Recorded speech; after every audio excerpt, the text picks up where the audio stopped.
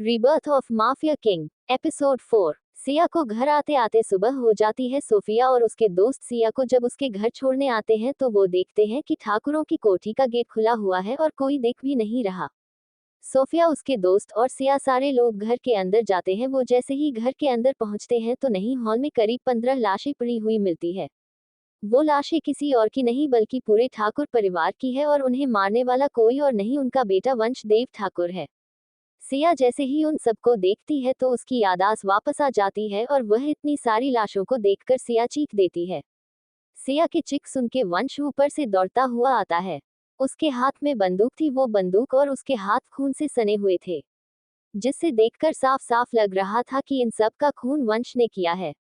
वंश अपनी गन सिया की तरफ करता है और गोली चला देता है। सिया की चीख निकल जाती है और सिया उठ जाती है। ये सब सिर्फ सिया का एक बुरा सपना था जो उसने उस रात देखा जब वह वंश का इंतजार कर रही थी। सिया वंश का इंतजार कर रही थी क्योंकि उस तस्वीर के बारे में वंश को पता ना था। इंतजार करते करते कब उसकी नींद लग जाती है उसे पता ही नहीं चलता। सिया वह भयानक सपना देखकर उठ जाती है। सिया उस सपने को देखकर डर गई थी। वो सोचने लगती है कि अगर यह सब बात सच हो गई तो। उसके माथे पर पसीना आ गया था। वो बाथरूम में जाती है और अपना मुंह धोकर आती है। सिया की नजर घड़ी पर जाती है तो रात के 3 बजे बज रहे हैं। सिया अपना फोन उठाती है और वंश को फोन करती है कि वंश कमरे का गेट खोलता है। वंश को देखकर सिया दौड़कर वंश को गले लगा लेती है और वंश भी सिया को टाइट हग करता है। सिया और वंश दोनों एक दूसरे से प्यार करने लगे थे। वंश को पता ही नहीं चलता कि कब वो किसी लड़की से इतना प्यार करने लगता है जितना उसने किसी को नहीं किया। शादी के कुछ ही दिनों में सिया ने वंश का दिल जीत लिया था। सिया की मासूमियत और उसका अच्छा स्वभाव, ये दो चीज वंश को बहुत अच्छी लगती है। सिया, कहाँ थे आप इतनी रात में और मेरा फोन क्यों नहीं उठा रहे थे? वंश, वो मैं रोहतक से बाहर गया था काम के सिलसिले में और मेरे फोन में बैटरी नहीं थी। आज तक मैं कभी किसी को बताकर कहीं नहीं गया और न ही मैंने कभी किसी को फोन करके ये बताया कि मैं कितने बजे आ रहा हूँ, इसी वजह से मुझे आदत नहीं।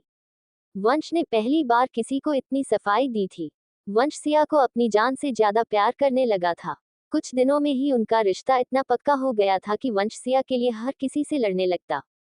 वंश सिया को घूरने लगता है, वह अपनी पलकें एक मिनट के लिए भी नहीं झपकाता।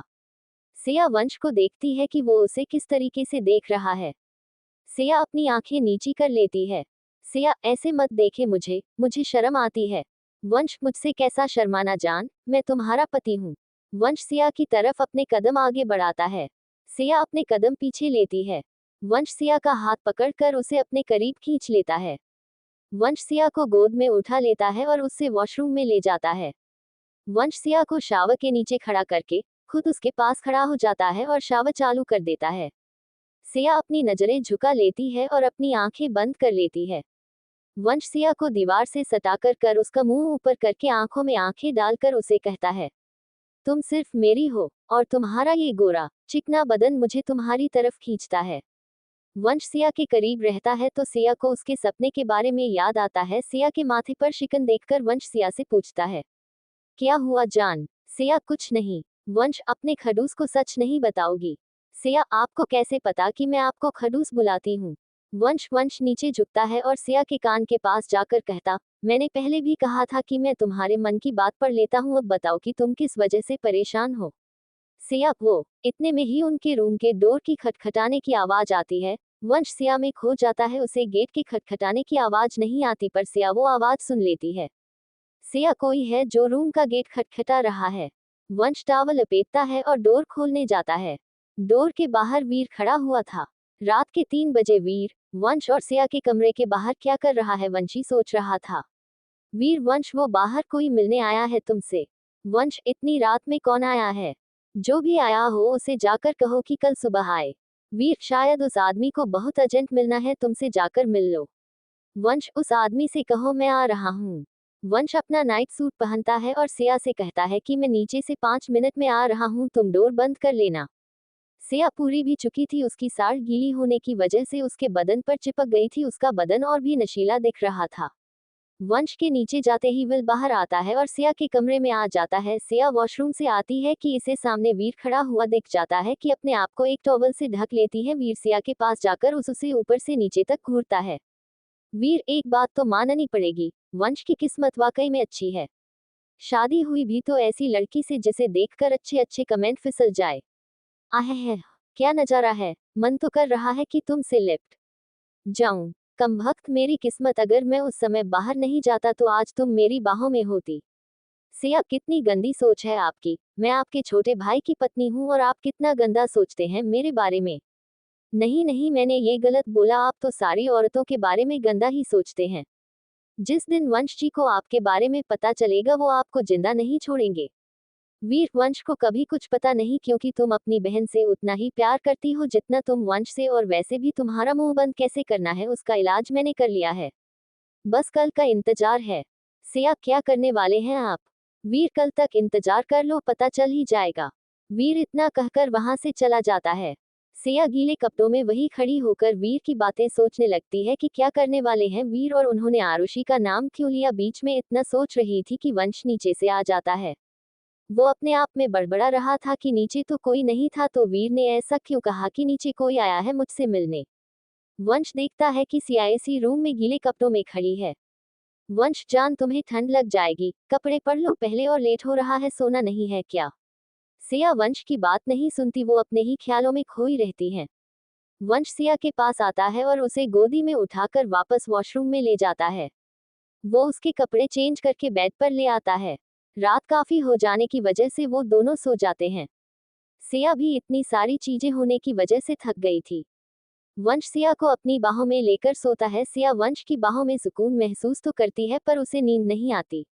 उसकी आंखें एक मिनट के लिए भी आराम नहीं करती। सिया सब कुछ वंश को बताना चाहते हैं, पर वो इस बात से डरती है कि कहीं वंश ने सिया की बात नहीं मानी और उसे झूठा साबित कर दिया तो क्या होगा, और दूसरी तरफ क्या करने वाला है वीर। इस वजह से सिया को रात भर नींद नहीं आती। सुबह के 5 बजे बज जाते हैं। सिया उठ जाती है। वो नहाकर नई साड़ी पहनकर तैयार हो जाती है, क्योंकि उसे सबके लिए नाश्ता बना रहा था। वंश अभी भी सो रहा था। सिया वंश को सोते हुए देखती है और सोचती है कि दोनों भाइयों में कितना अंतर है। एक तरफ वंश जी है जो हर औरत की इज्जत करते हैं, और दूसरी तरफ उनका बड़ा भाई वीर, जो हर औरत को पैर की जूती समझता है। शायद ना सोचकर वहां से निकलने वाली थी कि वंशज जाता है और वह सिया को अपने पास खींच लेता है। सिया, आह, क्या कर रहे हैं वंश जी, छोड़िए, मुझे सबके लिए नाश्ता बनाना है। वंश, अरे, दूसरों के लिए नाश्ता बनाने की पड़ी है, और तुम्हारा पति जिसका तुम नाश्ता हो उसे तुम भूखा रख रही हो। ये गलत बात है, आओ पहले मैं तुम्हें खा लूं, फिर तुम दूसरों को कुछ खिलाना। दोनों का सुबह सुबह ही रोमांस चालू हो जाता है और बाहर से रामा के चिल्लाने की आवाज आती। रमा, अरे ओ महारानी, तुम्हारा सोना हो गया हो तो नीचे आ जाओ और सबके लिए नाश्ता बनाओ। वंश सिया को छोड़ देता है। सिया अपनी साड़ी ठीक करके रूम से निकल जाती है। दोनों का सुबह सुबह ही रोमांस चालू हो जाता है और बाहर से रामा के चिल्लाने की आवाज आती। रमा, अरे ओ महारानी, तुम्हारा सोना हो गया हो तो नीचे आ जाओ और सबके लिए नाश्ता बनाओ। वंश सिया को छोड़ देता है। सिया अपनी साड़ी ठीक करके रूम से निकल जाती है। सिया सीढ़ियों से नीचे आती है। उसकी आंखें वीर को ढूंढ रही थी। उसके दिमाग में अभी भी वीर की बातें चल रही थी। रमा, आ गई महारानी।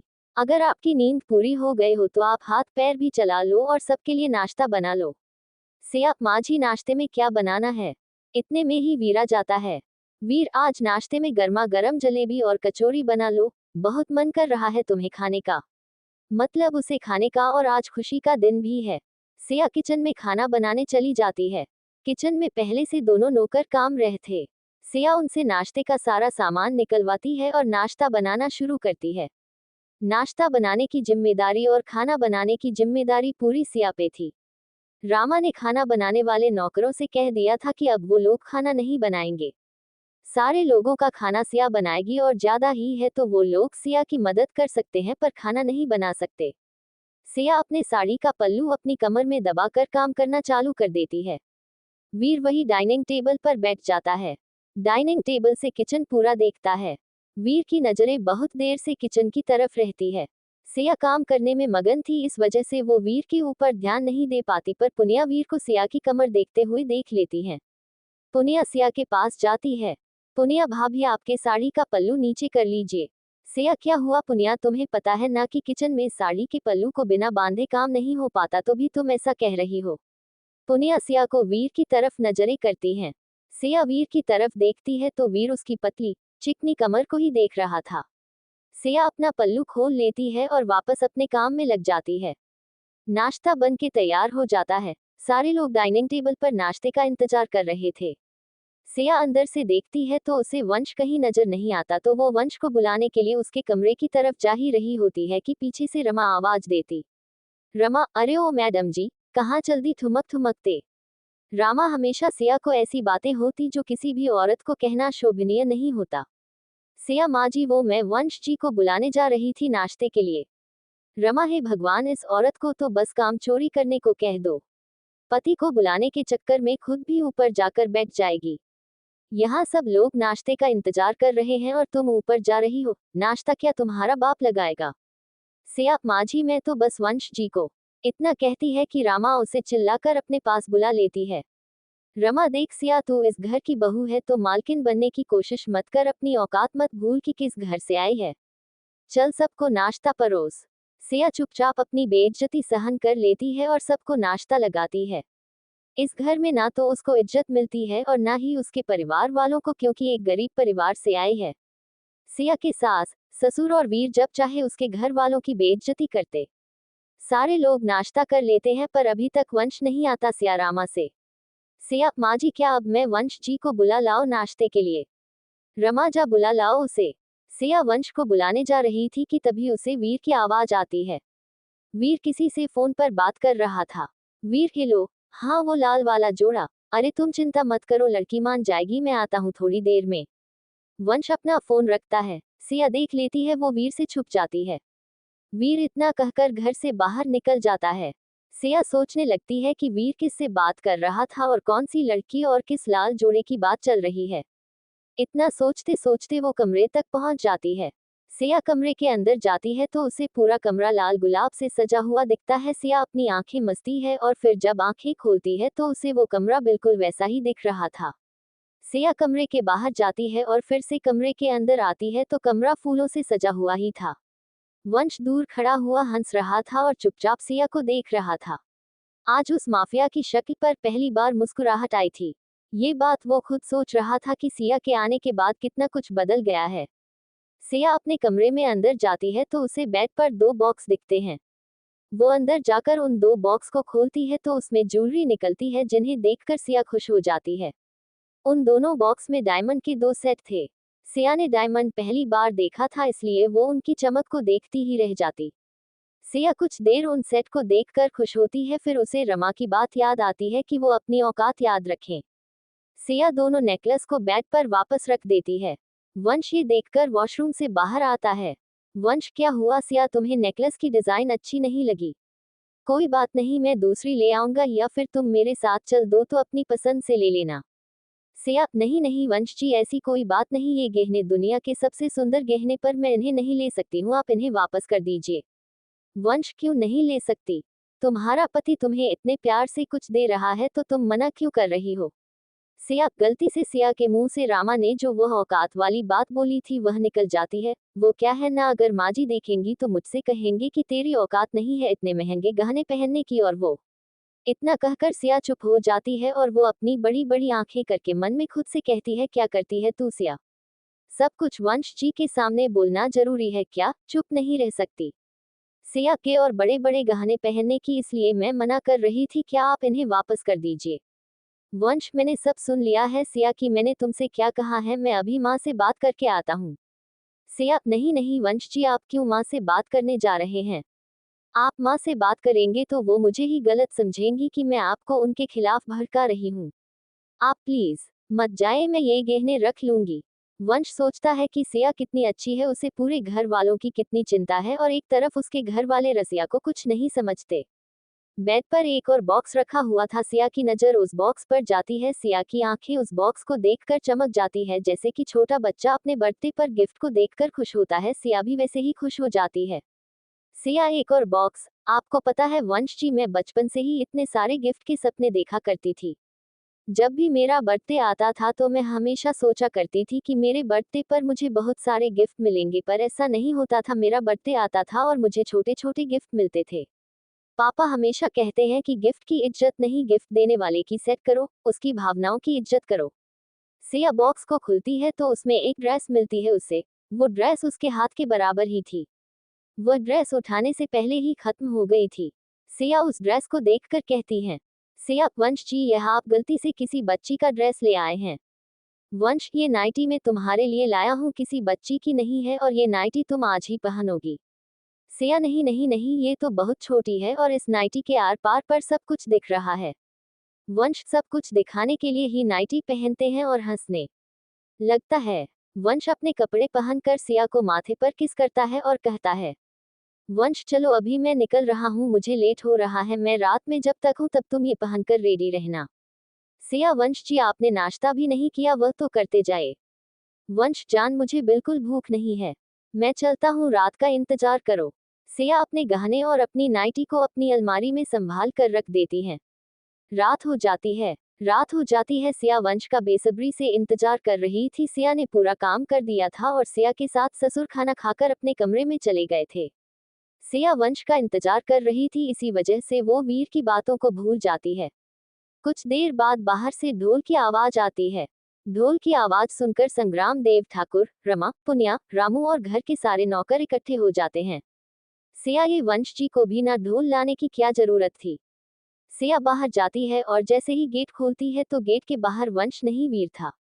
वीर शेरवानी पहना हुआ, गले में हार डाले हुए खड़ा हुआ था और उसके पीछे एक लड़की दुल्हन के जोड़े में खड़ी हुई थी।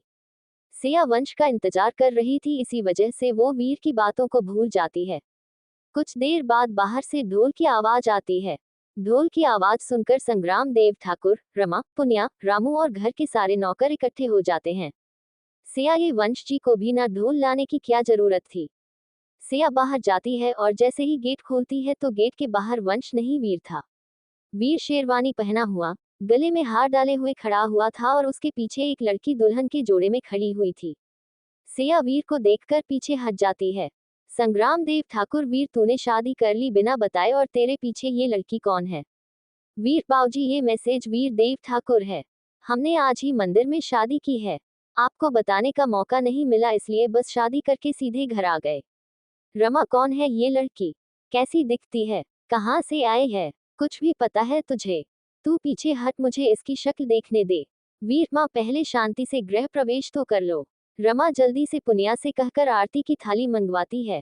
रमा अपने बड़े बेटे और बहू का गृह प्रवेश जोरों शोरों से करवाती है। सिया पीछे खड़े होकर नई दुल्हन को देख रही थी कि वो दुल्हन है कौन। दुल्हन का घूंघट मुंह से नीचे तक था, जिस वजह से उसकी शक्ल नहीं देख पा रही थी। रमा उतनी ही रात में दूल्हा दुल्हन की पूरी रस्में करवाती है। वंश कहा जाता है, स्वर्ग वंश घर के अंदर आता है तो उसे उसका भाई दूल्हे के जोड़े में दिख जाता है। वंश, वीर तूने शादी कर ली। वीर, हाँ मैंने शादी कर ली और ये तेरी भाभी माँ है। तेरे लिए इतनी सुंदर भाभी मैं लेकर आया हूँ कि तू देखता ही रह जाएगा, और मैं तुम्हारे लिए इतनी सुंदर बड़ी बहू लेकर आया हूँ। नई दुल्हन की सारी रस्में हो जाती है। उसके बाद रमा दुल्हन की मुंह दिखाई करने के लिए जैसे ही दुल्हन का घूंघट पकड़ती है कि वीर रोक देता है। वीर, ये क्या कर रही है माँ, तू हमारे घर की रस्म भूल गई है लगता। तुझे पता है कि हमारे घर में बहू की मुंह दिखाई दूसरे दिन होती है, तो तू रात में क्यों कर रही है। नई बहू की मुंह दिखाई कल सुबह होगी, तो सब लोग तैयार होकर सुबह जल्दी नीचे आ जाना। वीर इतना कह के अपनी पत्नी का हाथ पकड़कर उसे आराम आराम अपने कमरे में ले जाता है। वीर और उसकी पत्नी को अपने कमरे में जाते हुए देख सब लोग अपने अपने कमरे में सोने चले जाते हैं, पर सिया और वंश हॉल में ही खड़े रह जाते हैं। वंश, चलो अब हम भी चलते हैं हमारे कमरे में, क्योंकि आप जो भी पता चलेगा वो सुबह ही पता चलेगा, यहाँ रुकने का कोई फायदा नहीं है। सिया और वंश अपने कमरे में जाते हैं, जहाँ पर कमरे में सिया ने बहुत सुंदर सजावट की होती है। उसने पूरे रूम को कैंडल से सजाया हुआ था। बेड पर गुलाब से एक हार्ट बनाया था और उसने अपनी नाइटी भी बिस्तर पर सजा कर रखी थी। उसने सोचा था कि जब वंश आएंगे तब वह इस नाइटी को पहनकर उनके सामने आएगी, पर ऐसा कुछ नहीं होता। सिया का लटका हुआ मुंह देखकर वंश सिया को मनाता है। वंश, रूम तो काफी सुंदर लग रहा है, पर मेरी बीवी से ज्यादा सुंदर नहीं है। कितनी गर्मी हो रही है इधर। वंश धीरे धीरे एक एक करके अपने पूरे कपड़े उतार देता है। सिया उसे देखकर शर्मा जाती है। सिया, क्या कर रहे हैं वंश, आप लाइट तो बंद कर लीजिए, मुझे शर्म आती है। वंश सिया की बात पर ध्यान नहीं देता, वह बस सिया को देखता है और सिया को अपनी तरफ खींच लेता है। वंश लाइट बंद करने जा ही रहा था कि उन्हें किसी के कराहने की आवाज आती है। सिया और वंश उसका कराहने की आवाज को सुनते हैं तो वो आवाज बंद हो जाती है। वंश जैसे ही लाइट बंद करने के लिए बटन तक जाता है कि वो कराहने की आवाज फिर से और तेजी से आती है, जिसे सुनकर सिया चौंक जाती है। वंश अपने कपड़े पहनता है और वो अपने रूम का दरवाजा खोलकर वो आवाज सुनने लगता है। सिया और वंश आवाज सुनते हैं। वो आवाज वीर के कमरे से आ रही थी। वो दोनों समझ जाते हैं कि आवाज वीर के कमरे से क्यों आ रही है। सिया और रूम का गेट लगाते हैं और अपने टीवी को ऑन करके उसमें सॉन्ग लगाकर सो जाते हैं, जिससे उन्हें वो कराहने की आवाज नहीं आती। रात भर वीर के कमरे से लड़की के कराहने की आवाज आती है। वो आवाज पूरे घर में गूंज रही थी और उस कराहने की आवाज ने सबकी नींद उड़ा दी थी। यहाँ तक कि घर के नौकरों के कमरे तक वो आवाज जा रही थी। उस आवाज को सुनकर किसी को अच्छा नहीं लग रहा था। वंश को अपने बड़े भाई वीर के ऊपर गुस्सा आ रहा था तो उस घर के नौकरों को शर्म। सुबह के 6 बजे बज जाते हैं। सिया उठकर नहा लेती है और वह नाश्ता बनाने के लिए नीचे चली जाती है। वंश भी आज जल्दी उठकर नहा लेता है क्योंकि उसकी नींद रात भर लगी नहीं पाई। वंश नीचे आता है। वो देखता है कि डाइनिंग टेबल पर सारे लोग इंतजार कर रहे हैं। वीर और उसकी पत्नी का सुबह के 8 बजे बज जाते हैं, पर ना तो वीर आता है और ना ही उसकी पत्नी। इंतजार करते करते 9 बजे जाता है। 9 बजे बजते ही हैं कि ढोल वाले ढोल लेकर घर के अंदर आ जाते हैं और जोर जोर से बजाने लगते हैं। ढोल वालों के पीछे पीछे करीब 50 मेहमान भी घर के अंदर आते हैं। किसी को समझ नहीं आता कि ये हो क्या रहा। ढोल की आवाज सुनकर वीर और उसकी पत्नी दोनों नीचे आते हैं। सिया की नजरें वीर की पत्नी के ऊपर ही थी। उसने आज भी अपनी गर्दन तक का पल्लू लेकर रखा था। सारे मेहमान आकर घर के अंदर बैठ जाते हैं। वीर और उसकी पत्नी किसी राजा रानी की तरह सीढ़ियों से उतरकर सोफे पर आकर बैठने ही जा रहे थे कि आरुषि का पैर उसकी साड़ी में फंस जाता है और वो गिर जाती है। वीर आरुषि को उठाता है। आरुषि इधर उधर देखती है। सारे मेहमान आरुषि के ऊपर अपने होंठ दबाकर हंस रहे थे। वीर, कोई बात नहीं, आओ बैठो। वंश ताली मारता है तो दो लोग आकर उसकी पत्नी के पैर धोते हैं। सारे घर वाले देखकर हैरान थे कि ऐसा स्वागत आज तक इस घर में किसी बहू का नहीं हुआ था। अब मुंह दिखाई का कार्यक्रम शुरू होता है। सारे मेहमान एक तरफ बैठ जाते हैं और वो एक एक करके वीर की पत्नी के पास आते हैं और उसके घूंघट के अंदर उसका चेहरा देखकर वापस उसका मुंह ढक देते हैं। अभी भी किसी ने वीर की पत्नी का चेहरा नहीं देखा था। एक एक करके सारे मेहमान मुंह दिखाई कर लेते हैं और वीर की पत्नी को मुंह दिखाई का तोहफा दे देते हैं। अब बस घर वाले बचे थे जिन्होंने वीर की पत्नी की मुंह दिखाई नहीं की थी। रमा, बेटा वीर, अब तो सबने मुंह दिखाई कर ली, बहू की हमें भी तो दिखाया तेरी बीवी का चांद सा मुखड़ा। वीर सारे मेहमानों को खाने के एरिया में भेजता है जहां पर उसने सारे मेहमानों के लिए खाने का अरेंजमेंट किया हुआ था। सिया मन में सोचती है कि इतने सारे काम रातों रात कैसे कर दिया। वीर, हाँ माँ, सबको दिखाऊंगा मेरी बीवी का चांद सा मुखड़ा। बस 1 मिनट रुक जा। रमा अपने मन में सोचती है कि पहले ही सारे मेहमानों के सामने गिर के तेरे इस चांद पर दाग तो लग गया, अब चांद का चेहरा पता नहीं कब देखने को मिलेगा। थोड़ी देर हो जाती है। थोड़ी देर बाद सिया के पापा, उसका भाई और उसकी भाभी, वो तीनों घर के अंदर आते हैं। सिया, पापा, भैया, भाभी, आप लोग यहाँ। प्रदीप, बेटा वीर जी ने बुलाया था। कल वो घर पर आए थे, उन्होंने हमें सुबह यहाँ आने का आमंत्रण दिया था, इस वजह से हम सब लोग यहाँ पर आए हैं। क्या कोई कार्यक्रम है घर में? वीर, आइए आइए पापा जी, आओ तन में बैठो। प्रदीप, बेटा वीर, आपने शादी कर ली? यूं अचानक से? ठाकुर साहब, आपने शादी में बुलाया नहीं हमें? प्रदीप सबसे शादी के बारे में पूछता ही है कि पीछे से रिमझिम चिल्ला पड़ती है। रिमझिम क्या है ये भाई? आपने शादी कर ली और मुझे नहीं बुलाया? वैसे कौन है मेरी बड़ी भाभी, मुझे भी तो दिखाए। वीर, मैं सबके सवालों का जवाब दूंगा, बस थोड़ी देर आप सब लोग शांति रखिए, और रिमझिम तुझे तेरी बड़ी भाभी भी दिखाऊंगा, बस 2 मिनट रुक जा। और पापा जी, आपके भी सवालों का जवाब आपको मिल जाएगा। वीर प्रदीप से कहता है। सिया और घर के बाकी सब सोचते हैं कि वीर प्रदीप को पापा जी क्यों कह रहा है। तभी सिया देखती है कि पापा के साथ आरुषि नहीं आई है। सिया, पापा आपके साथ आरुषि नहीं आई कहाँ है? प्रदीप, बेटा वो आरुषि अपने दोस्त के घर पढ़ने करने गई है। 2 दिन पहले उसने कहा था कि वो 2-3 दिन वही रहेगी, पेपर आ रहे हैं ना उनके, तो अच्छे से पढ़ाई हो जाएगी, तो बस वही है। वीर, चलिए सब लोग दिल थाम के बैठिए, क्योंकि अब मैं अपनी प्यारी सी पत्नी का चांद सा मुखड़ा सबको दिखाने जा रहा हूँ। वीर अपनी पत्नी का घूंघट धीरे धीरे करके उठाता है। वो घूंघट पूरा उठने के बाद सबकी आंखें फटी की फटी रह जाती है। वीर की पत्नी कोई और नहीं बल्कि आरुषि है। आरुषि को देखकर सिया, वंश, रमा, संग्राम, तन्मय और प्रदीप सारे लोग चौंक जाते हैं। वीर अपनी पत्नी का घूंघट धीरे धीरे करके उठाता है। वो घूंघट पूरा उठने के बाद सबकी आंखें फटी की फटी रह जाती है। वीर की पत्नी कोई और नहीं बल्कि आरुषि है। आरुषि को देखकर सिया, वंश, रमा, संग्राम, तन्मय और प्रदीप सारे लोग चौंक जाते हैं। सारे लोग आरुषि को वीर की पत्नी के रूप में देखकर हैरान थे। वो लोग कुछ पूछे उससे पहले ही आरुषि सबको बता देती है कि उसने वीर से उसकी मर्जी से शादी की है और अब वो दोनों पति पत्नी है। सियार उसी को वीर की पत्नी के रूप में देखकर आरुषि के पास जाती है और उसका हाथ पकड़कर खींचती है। सिया, आरुषि क्या है ये सब और क्योंकि तूने ये शादी? सिया और सवाल करे उससे पहले ही आरुषि अपना हाथ सिया के हाथ से छुड़वा लेती है। आरुषि, मैंने अभी जो सबके सामने कहा क्या वो तुम्हें सुनाई नहीं दिया? सिया, प्रदीप, आरुषि बेटा क्या है ये सब? तुमने कहा था कि तुम अपने दोस्त के यहाँ पढ़ने जा रही हो और ये शादी कब और कैसे और क्यों की तुमने शादी? आरुषि, पापा आप क्यों इतने सवाल कर रहे हैं मुझसे? ये मेरी जिंदगी है और मुझे पूरा हक है कि मैं कुछ भी करूं इस जिंदगी में, और वीर जी से मैं प्यार करती हूं तो शादी भी इनसे ही करूंगी ना, इसलिए हम दोनों ने भागकर शादी कर ली क्योंकि मुझे पता है कि आप लोग कभी नहीं मानेंगे शादी के लिए। आरुषि के हाव भाव बदले हुए दिख रहे थे। उसका पूरा परिवार उसका ये रूप देखकर हैरान था। कोई कुछ कह पाता उससे पहले ही वीर कह देता है कि अब मेरी बीवी को कोई तंग नहीं करेगा, और वो अपनी बीवी का हाथ पकड़कर अपने कमरे में ले जाता है। सबके सामने इतनी बेशर्मी के साथ वीर और आरुषि पेश आ रहे थे ये देखकर सिया हैरान थी। सिया अपनी बहन आरुषि को अच्छे से जानती है कि वो उनके संस्कार ऐसे नहीं थे, फिर ऐसा क्या हुआ अचानक से जिससे आरुषि ऐसी हो गई और उसने रातों रात वीर से शादी कर ली। कल तक जो आरुषि सिया की छोटी बहन थी वो आज सिया की जेठानी बन चुकी है। सिया आरुषि को लेकर अभी कुछ सोच ही रही थी कि दरवाजे पर एक और खतरे ने दस्तक दी। बाहर से एक लड़की की आवाज आई।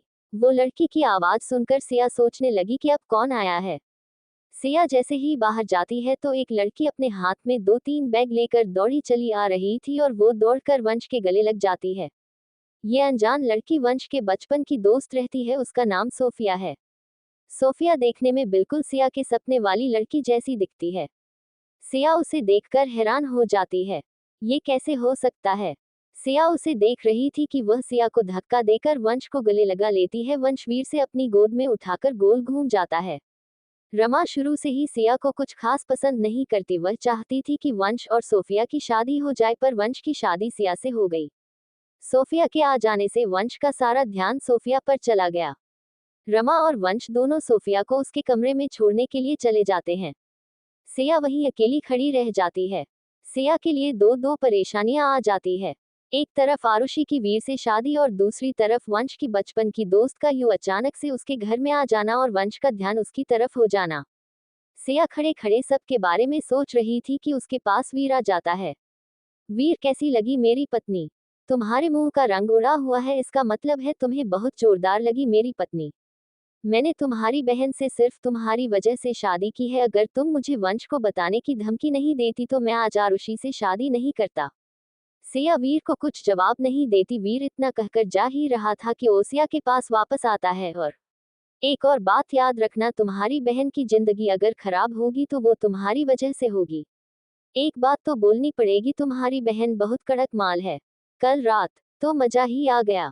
आवाज तो सुनी होगी ना तुम सब ने? कल तो सिर्फ पहली रात थी और वो सिर्फ ट्रेलर था। तुम लोगों को पूरी पिक्चर दिखाऊंगा मैं, बस थोड़ा सब्र करो। इतना कह के वीर सीटी